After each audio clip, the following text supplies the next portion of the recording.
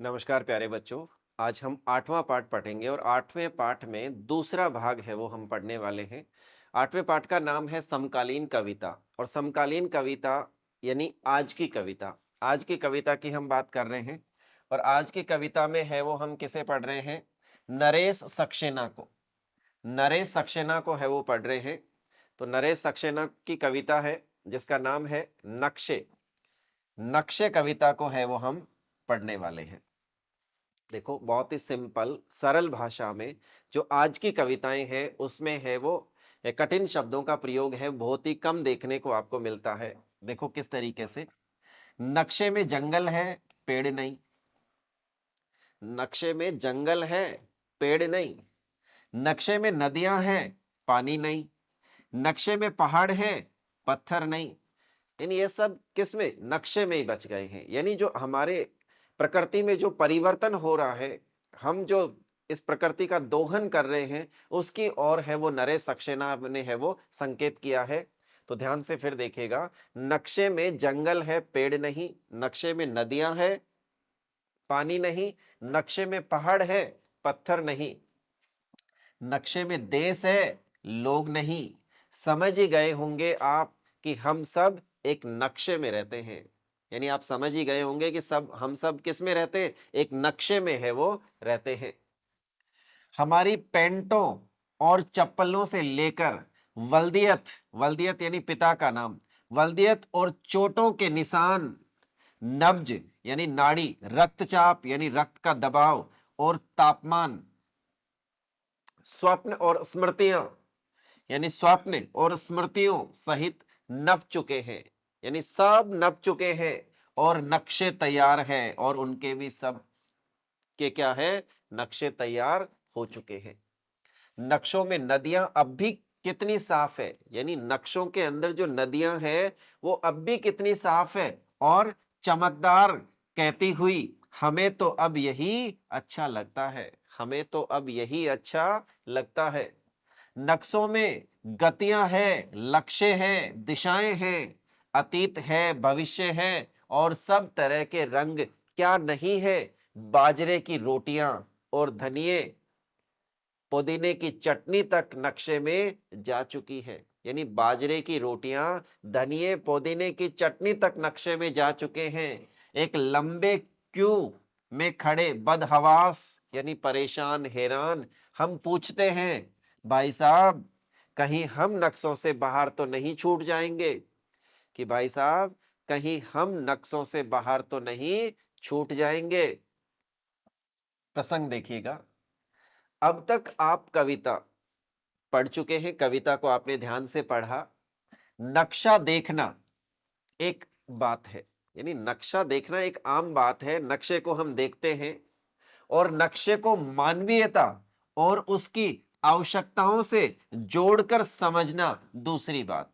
यानी नक्शा देखना एक आम बात है, लेकिन नक्शे को मानवीयता और उसकी आवश्यकताओं से जोड़कर समझना दूसरी बात। आइए अब देखते हैं कि नरेश सक्सेना का नक्शा कैसे अन्य नक्शों से भिन्न है। मानचित्र में रचनाकार रेखाओं के सहारे मानचित्र बनाता है, जबकि कवि शब्दों के सहारे ही कविता में नक्शा गढ़ता है। शब्द ही कवि के कूची, रंग और रेखाएं हैं।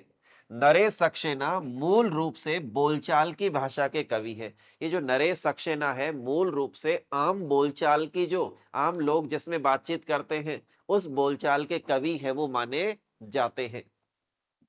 इसलिए उनकी कविताओं में अधिकतर शब्द भी आम बोलचाल के ही है। यानी उनकी कविताओं में अधिकतर जो शब्द है वो आम बोलचाल के ही शब्द आपको देखने को मिलेंगे। अब इसकी व्याख्या है वो हम करते हैं। नरेश सक्सेना के लिखने और अधिक पढ़े जाने वाले कवि हैं। यानी नरेश सक्सेना जो है वो अधिक लिखे और पढ़े जाने वाले कवि है वो है।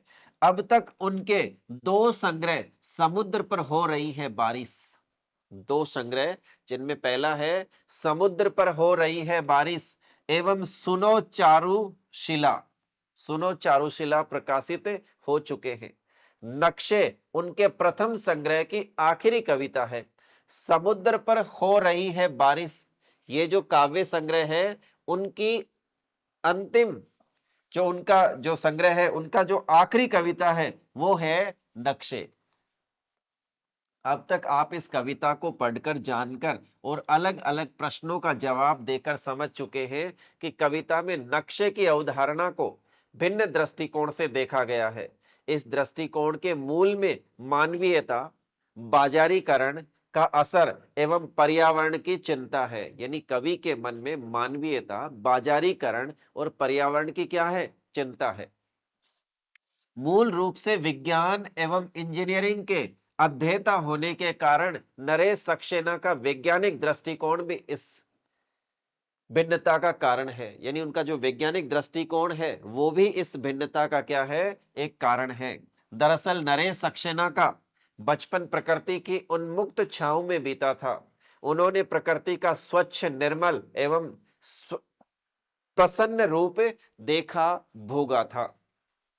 इसीलिए किसी परिजन की तरह कविताओं में नरेश सक्सेना प्रकृति और पर्यावरण की दुरावस्था के प्रति, यानी जो दुर्वस्था है उसके प्रति चिंता अभिव्यक्त करते हैं।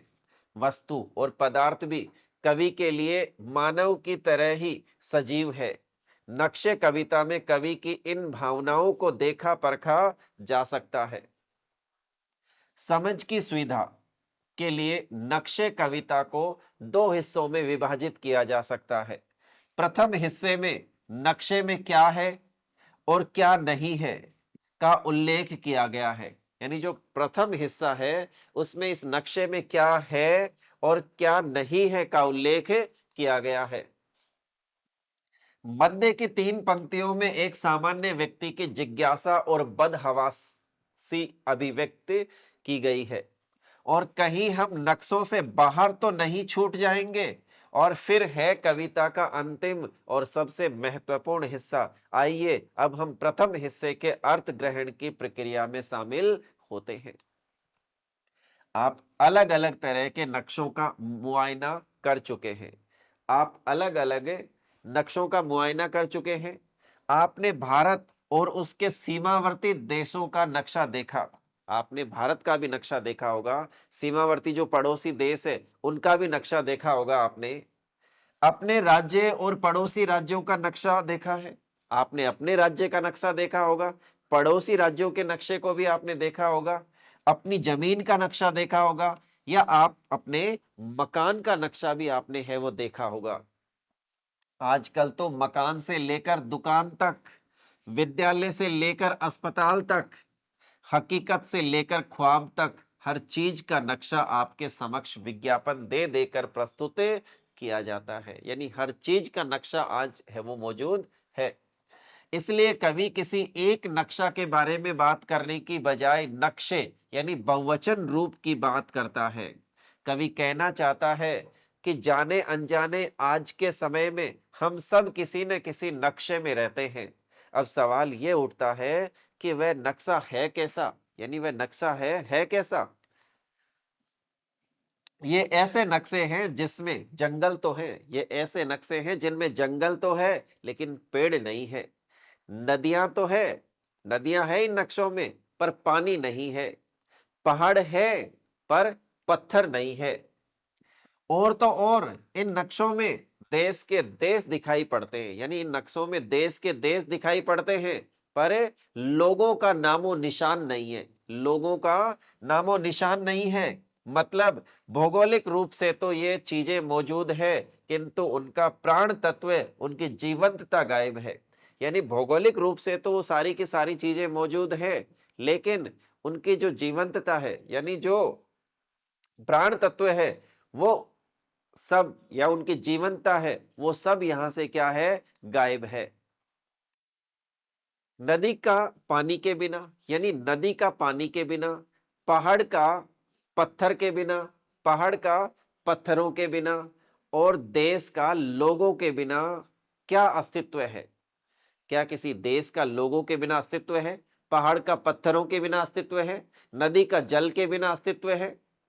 तो ये अब जरा सोच करके देखिए, ऐसे नक्शे अस्तित्व में है और लोगों को अपनी ओर अपने रंग रोगन और योजनाओं से आकर्षित भी कर रहे हैं। बाजार में तो ऐसे नक्शों की भरमार है, बाजार में तो ऐसे नक्शे हैं वो आपको बहुत मिल जाएंगे। बस इन नक्शों में मानवीयता एवं संवेदनाएं संवेदनाएं जगह नहीं पाती है, उसमें मानवीयता नहीं है या और संवेदनाएं वो जगह नहीं बना पाती है। वैसे भी बाजार में पदार्थ और उत्पाद की जगह होती है, संवेदनाओं और मानवीयता की नहीं। आगे की पंक्तियों में अपनी बात को बढ़ाते हुए कवि कहता है कि हमारे जीवन की छोटी छोटी चीजें भी इन नक्शों की भेंट चढ़ चुकी है, यानी हमारे जीवन की छोटी छोटी चीजें भी इन नक्शों की भेंट चढ़ चुकी है। पैंट और चप्पल उन छोटी चीजों के प्रतीक है, पैंट और चप्पल उन छोटी चीजों के प्रतीक है जिनका उपयोग हम दैनिक जीवन में करते हैं। वल्दियत से इशारा उन चीजों के प्रति है जो हमें अपने पुरखों और अपनी परंपरा से मिलता है। चोटों के निशान हमारी संस्कृति और सुख दुख का हिस्सा है जो नितांत व्यक्तिगत चीजें होती है। नब्ज, रक्तचाप और तापमान हमारे शरीर के उन हिस्सों की ओर संकेत करते हैं जिन पर सिर्फ और सिर्फ हमारा ही अधिकार होना चाहिए, चाहे वह शारीरिक बीमारी के रूप में ही क्यों न हो। परंतु नक्शे के इस जमाने में कुछ भी हमारा नहीं है, न ही स्वप्न और न ही स्मृति। यानी ये जो नक्शे का जमाना है इसमें हमारा कुछ भी नहीं है, अब सब कुछ है वो इसी में समाता हुआ नजर आ रहा है। ये सभी के सभी वस्तु और उत्पाद के रूप में तब्दील होकर किसी न किसी नक्शे में समा गए हैं, किसी न किसी नक्शे में, किसी न किसी योजना में ये समा गए हैं। मतलब कि हम और हमारी चीजें खत्म होती जा रही है, मतलब ये कि हम और हमारी चीजें सब खत्म होती जा रही है और तरह तरह के नक्शे तैयार हो रहे हैं। पर्यावरण प्रदूषित होता जा रहा है, पर्यावरण क्या होता जा रहा है, प्रदूषित होता जा रहा है। प्रकृति का इतना दोहन हो रहा है, यानी जो प्रकृति है उसका इतना दोहन हो रहा है कि वह अपना मूल रूप खोती जा रही है, जो मूल अपना रूप है, मूल अस्तित्व है, वो खोती जा रही है। दूसरी तरफ तरह तरह के चमकदार नक्शे हमारे सामने प्रस्तुत किए जा रहे हैं। ऐसी ही स्थिति पर चुटकी लेते हुए कवि लिखता है कि अब तो नदियां भी कहने लगी है कि उन्हें भी नक्शे में ही रहना अच्छा लगता है। यानी नदियां भी ये कहने लगी है कि उन्हें अब किस में रहना अच्छा लग रहा है, नक्शे में रहना ही अच्छा लग रहा है, क्योंकि सिर्फ नक्शों में ही नदियां साफ और चमकदार दिखाई देती है। यानी नक्शों के अंदर ही जो नदियां हैं वो साफ या चमकदार दिखाई देती है। वास्तव में तो हमारी नदियां कितनी प्रदूषित हो चुकी है, या उसमें से पानी तक गायब हो चुका है, पूरी तरीके से विलुप्त हो चुकी है, उसके बारे में है वो कवि संकेत कर रहे हैं।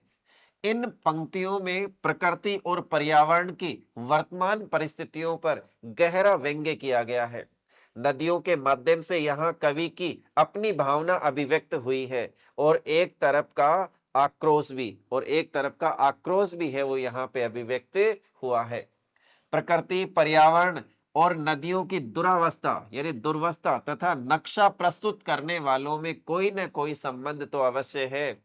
कहीं इस दुर्वस्था के जिम्मेदार वे ही तो नहीं है?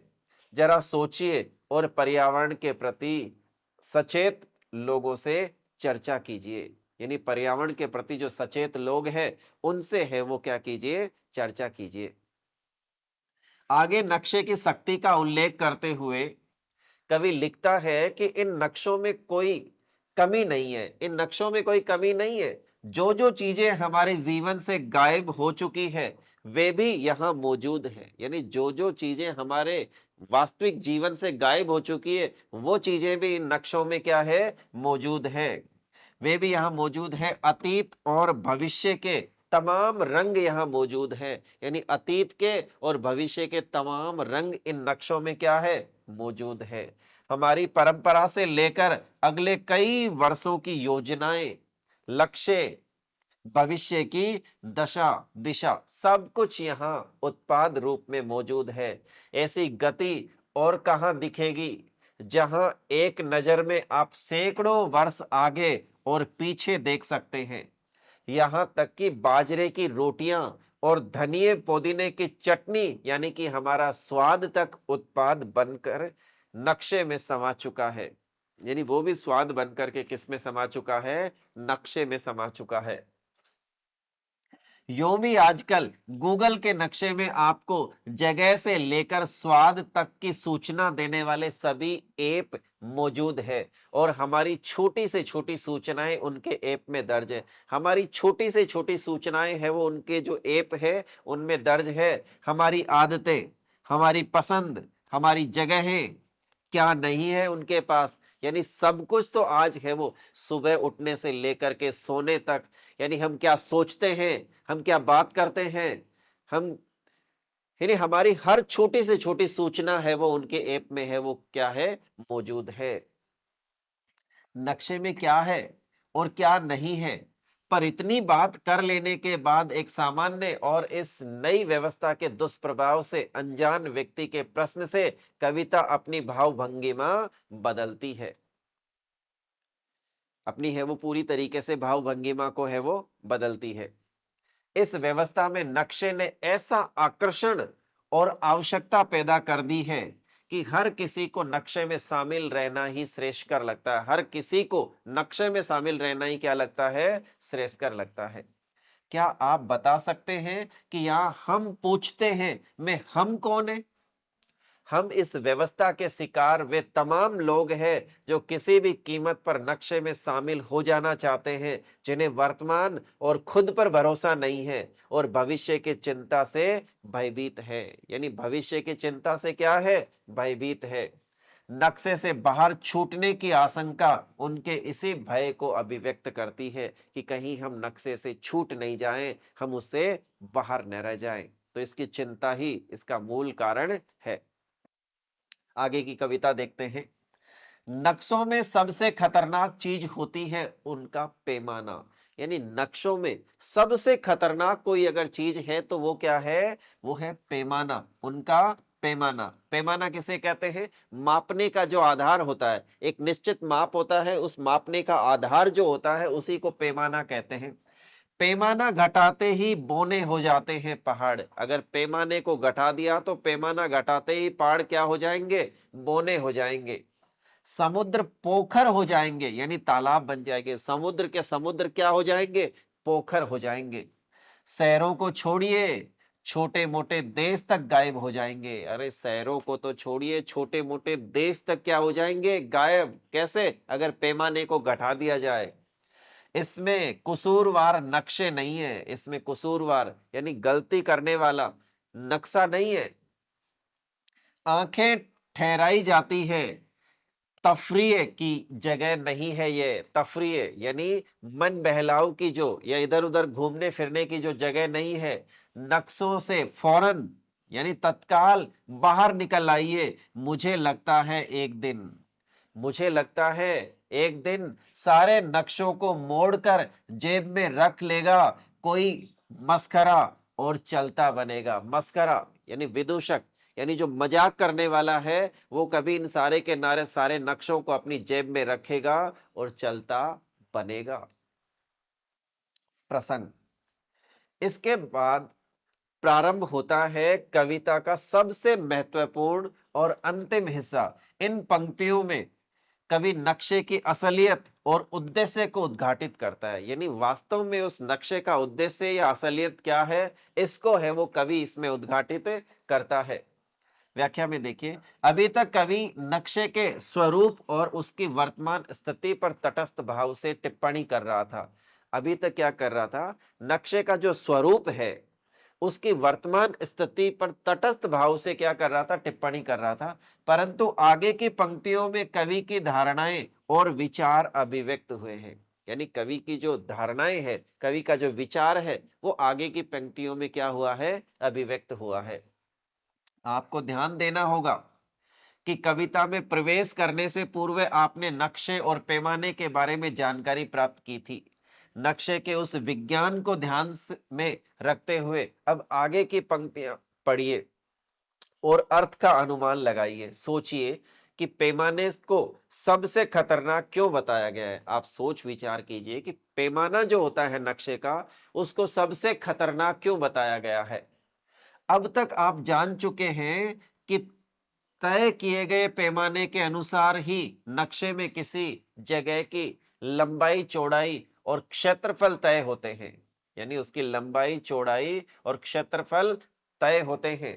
इसीलिए कवि कहता है कि पैमाना घटाते ही पहाड़, शहर, समुद्र तो छोड़िए, देश तक नक्शे से गायब हो जाते हैं। यानी देश के देश नक्शे से क्या हो जाते हैं, गायब हो जाते हैं। यानी नक्शे में कौन रहेगा और कौन नहीं, ये पैमाने से ही तय होता है। यानी नक्शे में कौन तो रहेगा और कौन नहीं रहेगा, ये किससे तय होता है, ये पैमाने से तय होता है। अब मान लीजिएगा उदाहरण के तौर पे कि अगर पैमाने में 100 किलोमीटर को एक इकाई मान लिया जाए, 100 किलोमीटर को एक इकाई मान लिया गया, तो नक्शे में 100 किलोमीटर से छोटी जगहें नहीं के बराबर दिखाई पड़ेंगी। और मजे की बात तो यह है कि इसके लिए दोषी न तो नक्शे को ठहराया जाता है और न ही नक्शे के योजनाकारों को, बल्कि दोषी उन लोगों को माना जाता है जो उस नक्शे को देखते हैं या उसमें शामिल होना चाहते हैं। जो नक्शे को देखते हैं या जो उनमें शामिल होना चाहते हैं, उसका है ये दोष। विश्व की तमाम योजनाएं एवं देश की विभिन्न सरकारी योजनाएं इसके जीते जागते उदाहरण है, जहां योजनाओं में शामिल नहीं होने की सारी जिम्मेदारी आम नागरिकों पर ही डाल दी जाती है। इसलिए कवि कहता है कि जितनी जल्दी हो सके इन नक्शों से बाहर निकल आइए। आपने देखा होगा कि बहुत सारी सरकारी योजनाएं बनती है, लेकिन सरकारी जो योजनाएं हैं वो नक्शों में ही सिमट करके रह जाती है। इसलिए कवि कहता है कि इनसे जितना जल्दी हो सके बाहर निकल आइए। तो बाहर निकलने की है वो बात कर रहे हैं। ये कोई आनंद या घूमने फिरने की जगह नहीं है। ये नक्शा कोई आनंद या घूमने फिरने की या तफरी मारने की जगह नहीं है।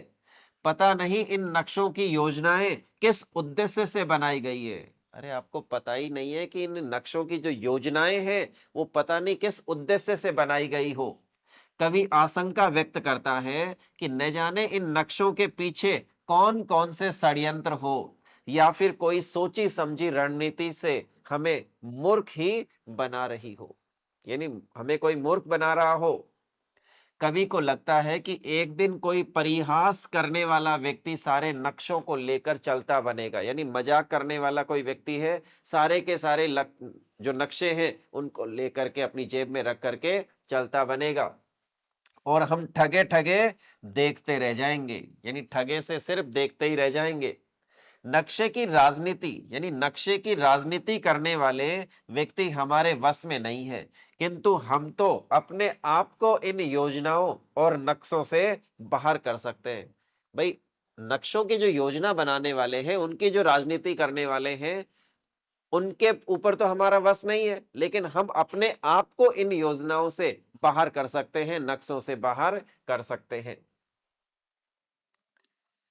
इसलिए कवि कविता के अंत में तमाम लोगों से अपील करता है कि नक्शों से फौरन बाहर निकल आइए। प्रकृति और मानवीयता के हित में यही है कि मनुष्य नक्शे में शामिल होने की इस अंधी दौड़ से बाहर निकल आए। इससे है वो ये जो अंधी दौड़ है नक्शे में शामिल होने की, इससे है वो बाहर निकल आए। अब इसका सेल्फ सौंदर्य देखेंगे इस कविता का, और उसके बाद में है वो आगे की बात करते हैं। देखो शिल्प सौंदर्य, इसमें सबसे पहली बात है नक्शे। नक्शे आधुनिक काल में लिखी जा रही छंद मुक्त कविताओं का एक उदाहरण है। नक्शे आधुनिक काल में लिखी गई छंद मुक्त कविता है, जो छंदों से बंधी हुई नहीं है, छंद मुक्त है। नक्शे कविता में न तो छंद है और न ही तुकबंदी। इसमें न तो कोई छंद है और न ही आपको इसमें कोई तुकबंदी मिलेगी। ये इसका कला पक्ष है, कला पक्ष की हम बात कर रहे हैं। तो फिर सवाल उठता है कि ये कविता कैसे है, गद्य से किस प्रकार भिन्न है। आधुनिक कविताएं छंद विहीन होते हुए भी आंतरिक लय के कारण कविता होती है। नक्शे कविता की आंतरिक लय के कारण ही कविता है। यह लय बनती है कविता में मौजूद भावार्थ एवं शब्दों के उपयुक्त स्थान पर प्रयोग से। उदाहरण के लिए कविता की दो पंक्तियां लीजिए। पैमाना घटाते ही, पैमाना घटाते ही बौने हो जाते हैं पहाड़। इसे गद्य रूप में, अगर गद्य रूप में कुछ यूं लिखा जा सकता है, अगर इसको गद्य रूप में लिखा जाता है तो कैसे लिखा जाएगा? पहाड़ पैमाना घटाते ही बौने हो जाते हैं। पहाड़ पैमाने घटाते ही बौने हो जाते हैं, ये तो इसका गद्य रूप है। और इसका पद्य जो रूप है, कविता का जो रूप है, उनमें इन शब्दों को एक व्यवस्थित स्थान देना ताकि उसमें लय, लयात्मकता आ जाए, तो इसी से है वो कविता बनती है। अब देखो, इन गद्य पंक्तियों में कोई लय नहीं है। किसमें? कि पहाड़ पैमाना घटाते ही बौने हो जाते, एक साधारण गद्य का क्या है? एक वाक्य है।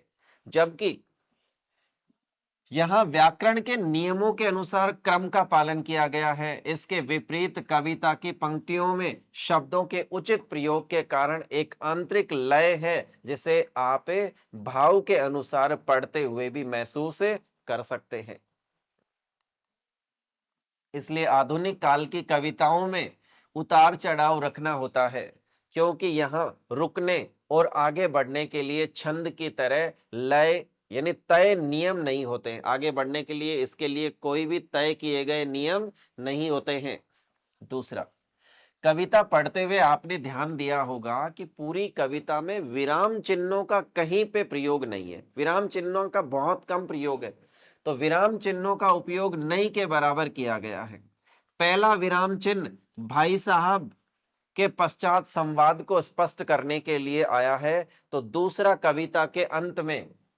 यह सिर्फ नक्शे कविता की ही बात नहीं है। छंद मुक्त आधुनिक कविताओं में गद्य के विपरीत विराम चिन्हों का उपयोग अल्प ही मिलता है, बहुत ही कम मिलता है। यानी विराम चिन्हों का प्रयोग है वो नई कविता में ज्यादा नहीं मिलता है। यानी जो आधुनिक कविताएं हैं, जो समकालीन वर्तमान जो कविताएं हैं, उनमें विराम चिन्हों का प्रयोग है वो बहुत ही कम मिलता है।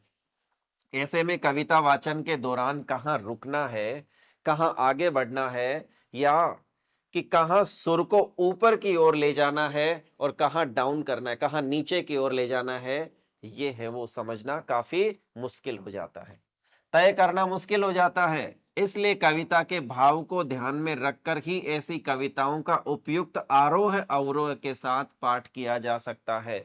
आधुनिक कविता और गद्य की भिन्नता को आप इन बिंदुओं के को ध्यान में रखते हुए समझ सकते हैं। कैसे? आपने ये भी ध्यान दिया होगा कि गद्य की तरह आधुनिक कविताएं निरंतरता में नहीं लिखी जाती। छोटे छोटे वाक्य, भाव और लय को ध्यान में रखते हुए एक खास क्रम में एक दूसरे के नीचे रखे जाते हैं। लिखने के इस तरीके और कारण को पहचानने की कोशिश कीजिए। उदाहरण के लिए कविता की शुरू की 6 पंक्तियों को ध्यान से देखिए कि उन्हें किस क्रम में एक दूसरे के नीचे रखा गया है, कि किस क्रम में एक दूसरे के नीचे रखा गया है, इसको ध्यान से है वो आप देखिए। यह भी समझने की कोशिश कीजिए कि गद्य लेखन से यह किस प्रकार भिन्न है। यानी ये जो गद्य लेखन से किस प्रकार भिन्न है, दोनों में क्या है वो भिन्नता है, क्या अंतर है, इसको भी है वो ध्यान से देखिए। तीसरी बात, इसमें तीसरी खास बात है, पहले भी उल्लेख किया जा चुका है कि नरेश सक्सेना बोलचाल की भाषा के कवि है। नरेश सक्सेना किसके कवि है? बोलचाल की भाषा के कवि है। इसलिए वे खुद भी मानते हैं कि उनकी कविताओं को आम तौर पर व्याख्या की जरूरत नहीं होती है। आम तौर पर उनकी कविताओं को व्याख्या की जरूरत होती ही नहीं है, क्योंकि वो कविताएं आम बोलचाल के शब्दों के साथ में है वो पिरोई गई होती है। उनकी भाषा सरल, सहज एवं बोलचाल के करीब है। उर्दू के शब्द भी जगह जगह मिल जाते हैं, जैसे नक्शा, पैमाना, तफरीह, मस्खरा आदि। इसके अलावा उनकी कविताओं में वैज्ञानिक शब्दावलियों का भी उपयोग दिखाई पड़ता है। आधुनिक कविता में अभिव्यक्ति के महत्वपूर्ण तौर तरीकों में से एक है प्रतीक। क्या है? प्रतीक। यानी आधुनिक जो कविताएं हैं उसमें अभिव्यक्त करने का जो तरीका, महत्वपूर्ण तरीका, वो क्या है? प्रतीक। प्रतीकों के माध्यम से अपनी बात कहने का एक कविता का एक ढंग होता है। तो ये आधुनिक कविता की पहचान है। इस कविता में भी प्रतीकों का सार्थक उपयोग किया गया है। यहाँ नक्शा और पैमाना अपने मूल अर्थ के अलावा अन्य अर्थों की ओर भी संकेत, यानी जो नक्शा है, पैमाना अपने मूल अर्थ के अलावा अन्य अर्थों की ओर भी संकेत कर रहा है। नक्शा यहाँ पे किसका प्रतीक है, ये यहाँ पे है वो बात की गई है। कविता में आए प्रतीकों और उनसे जुड़े भावों का उल्लेख पूर्व में किया जा चुका है। इन प्रतीकों को ध्यान में रखते हुए पुनः कविता के भाव का विस्तार कीजिए। इन प्रतीकों को ध्यान में रखते हुए पुनः इस कविता के भावों का है वो विस्तार आप है वो कर सकते हैं कि नक्शा है वो किसका प्रतीक है और ये जो पैमाना है वो किसका प्रतीक है।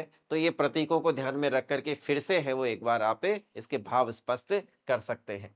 पांचवा देखिए, कविता में एक खास तरह की नाटकीयता भी है। ये जो कविता है इसमें एक खास तरह की नाटकीयता आपको देखने को मिलती है। प्रारंभ में शांति, सहजता और गंभीरता, फिर एक बदहवासी एवं अंत में एक भय और सावधान सलाह नाटकीयता को उतारते हैं। यानी नाटकीयता को उभारते हैं क्या, अंत में है वो ऐसे कि सावधान किया जाता है, सलाह भी दी जाती है कि हमें नक्शे से बाहर रहना चाहिए, यानी उन योजनाओं का है वो शिकार हमें नहीं होना है। नाटकीय बनाने के लिए जगह जगह नाटक की ही तरह संवाद का भी उपयोग किया गया है। जैसे भाई साहब, कहीं हम नक्शों से बाहर तो नहीं छूट जाएंगे, या फिर हमें तो अब यही अच्छा लगता है। यानी नदियां जैसे ही कहती है कि हमें तो अब यही अच्छा लगता है, तो इसमें है वो एक नाटकीयता का भाव लिए हुए रहते हैं। यानी इन जो पंक्तियां आपको दिख रही है इनमें है वो कहीं ना कहीं संवाद का भी उपयोग किया गया है। यानी नाटकीयता के साथ में संवाद, जैसे भाई साहब कहा गया है या नदी अपने आप को संबोधित अपने लिए है वो कहती है कि हमें तो अब यही अच्छा लगता है। और अगले अगर बात करें हम 6 नंबर की, तो पदार्थों एवं प्रकृति का भी जीवंत चित्रण किया गया है। पदार्थों एवं प्रकृति का भी इसमें जीवन चित्रण है वो आपको देखने को मिल जाएगा। इसीलिए नदियां मनुष्य की तरह बोल पड़ती है, और इसीलिए नदियां जो है वो मनुष्य की तरह क्या पड़ती है, बोल पड़ती है। तो एक तरीके से इसमें मानवीकरण है वो किया गया है, यानी मानवीकरण अलंकार का भी इसमें है वो प्रयोग हुआ है। तो उम्मीद करता हूं ये कविता है वो आपको समझ में आई होगी। धन्यवाद प्यारे बच्चों, नमस्कार।